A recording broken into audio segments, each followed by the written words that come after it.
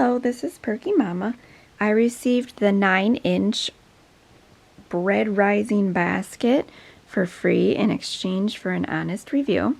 It's made out of rattan, or rattan, not sure how you say it, but it's nicely sealed, and as you can see, there's holes for the air to come out while it's rising. There is a linen cloth that you can put on top of it to help it rise, and it comes on and off very easily. The elastic bands are sewn well. Nice soft material. Here's the inside of the bowl. It's 9 inches across.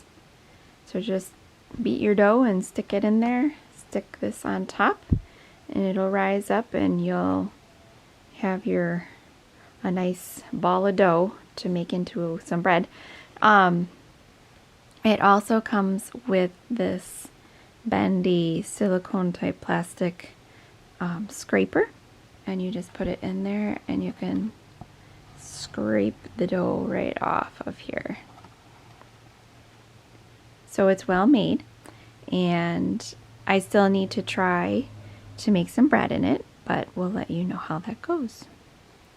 Thank you.